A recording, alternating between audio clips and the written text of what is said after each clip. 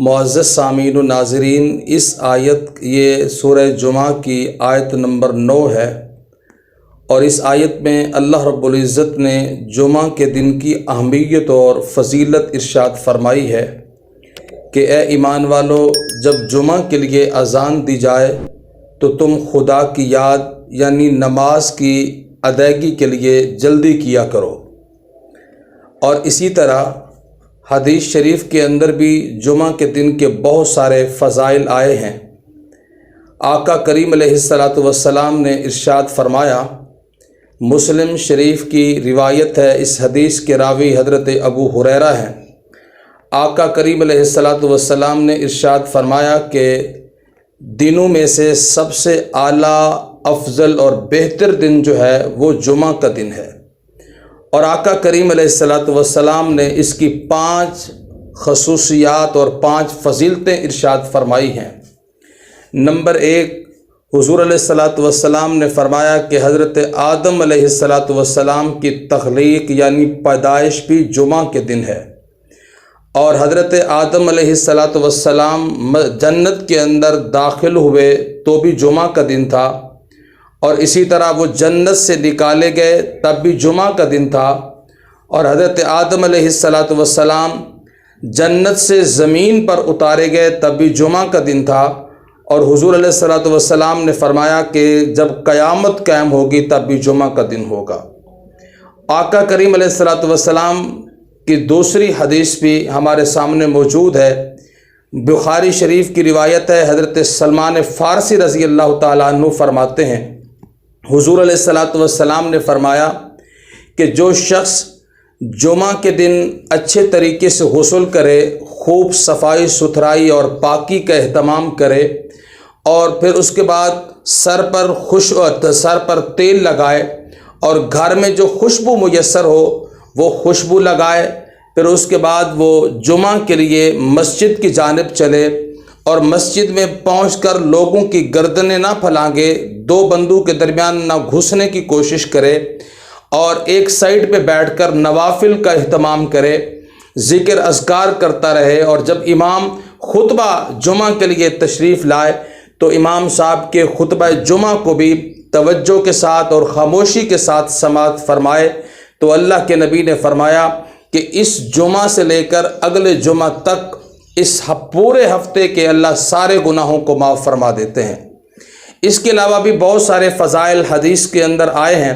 نسائی شریف کی روایت ہے، حضرت سیدنا ابو ہریرہ رضی اللہ تعالیٰ عنہ فرماتے ہیں، آقا کریم علیہ السلام نے ارشاد فرمایا کہ جب جمعہ کا دن ہوتا ہے تو فرشتے مسجدوں کے دروازوں پہ بیٹھ جاتے ہیں، اور جو بندہ جمعہ کی نماز کے لیے مسجد میں آتا ہے تو وہ اس کا نام بھی لکھ لیتے ہیں، اور اس کے نام اعمال میں نیکیاں لکھنا بھی شروع کر دیتے ہیں۔ پھر جب امام خطبہ شروع کرتا ہے تو یہ فرشتے اپنے رجسٹروں کو لپیٹ لیتے ہیں، اور حضور علیہ السلام نے فرمایا کہ جو بندہ سب سے پہلے نمبر پر جمعہ کے لیے مسجد میں آتا ہے تو اللہ رب العزت اس کو اونٹ کی قربانی کرنے والے کے برابر ثواب عطا فرماتے ہیں، اور جو بندہ اس کے بعد آتا ہے اللہ پاک اس کو گائے کی قربانی کرنے والے کے برابر اجر و ثواب عطا فرماتے ہیں۔ اسی طرح حضور نے فرمایا جو بندہ اس کے بعد آتا ہے اللہ پاک اس کو بکری کی قربانی کرنے والے کے برابر اجر و ثواب عطا فرماتے ہیں، اور پھر اس کے بعد جو آتا ہے اس کو بدخ کے قربانی کرنے والے کے برابر اجر و ثواب عطا فرماتے ہیں، پھر اس کے بعد جو آتا ہے اس کو مرغی کے برابر قربانی کرنے کے برابر اجر و ثواب عطا کر دیا جاتا ہے، پھر جو آخر میں آتا ہے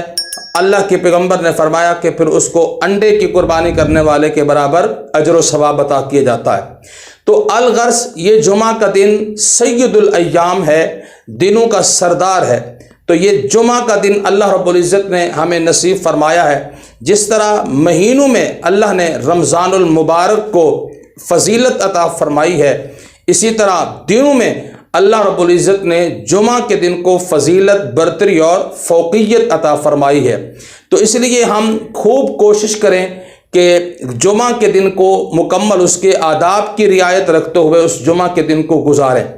اس کی چند آداب ہیں کہ جمعے کا دن ہمیں کیسے گزارنا چاہیے۔ امام غزالی رحمۃ اللہ علیہ نے جمعہ کے دن گزارنے کے بہت سارے آداب ارشاد فرمائے ہیں۔ مثال کے طور پر حضرت فرماتے ہیں کہ جمعہ کے دن کی تیاری ہم جمعرات کے دن سے ہی شروع کر دیں، مطلب جو کپڑے ہم نے جمعہ والے دن پہننے ہیں ان کا نظم اور ان کی ترتیب اور ان کی سیٹنگ جمعرات ہی کر دیں، اور اگلے دن جمعہ کے لیے، نماز جمعہ کے لیے اور غسل جمعہ کے لیے جو چیزیں اور جو اشیاء ہم نے استعمال کرنی ہیں اس کا اہتمام بھی اور اس کا انتظام بھی ہم پہلے سے جمعرات کے دن سے ہی کر لیں، اور اس کے بعد جمعہ والے دن خوب اچھے طریقے سے غسل کریں، خوب صفائی ستھرائی کا اہتمام کریں، تیل لگائیں، خوشبو لگائیں اور وقت پر ہی مسجد میں پہنچ جائیں، اور مسجد میں جانے کے بعد لوگوں کی گردنیں نہ پلانگیں، دو لوگوں کے درمیان گھسنے کی کوشش نہ کریں، اور ایسی جگہ پر نہ بیٹھیں کہ جو لوگوں کے آنے جانے کا رستہ ہو، لوگوں کے گزرنے کی جگہ ہو، نہ ایسی جگہ پر بیٹھیں اور نہ ہی کسی ایسی جگہ پر نماز پڑھیں تاکہ لوگوں کو آنے جانے میں تکلیف اور مشقت کا سامنا نہ ہو۔ اور اسی طرح جب امام خطبہ جمعہ کے لیے کھڑا ہو جائے تو اس کے جمعہ کو توجہ کے ساتھ اور خاموشی کے ساتھ سماعت کریں،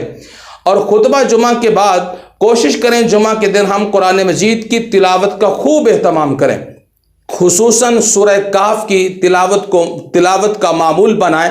حدیث میں اس کی بہت ساری فضیلتیں آئی ہیں۔ مثال کے طور پر اللہ کے پیغمبر صلی اللہ علیہ وسلم نے ارشاد فرمایا کہ جو شخص جمعہ کے دن سورہ کہف کی تلاوت کرتا ہے تو وہ اس کے لیے پورے ہفتہ نور ہی نور کا ہو جاتا ہے،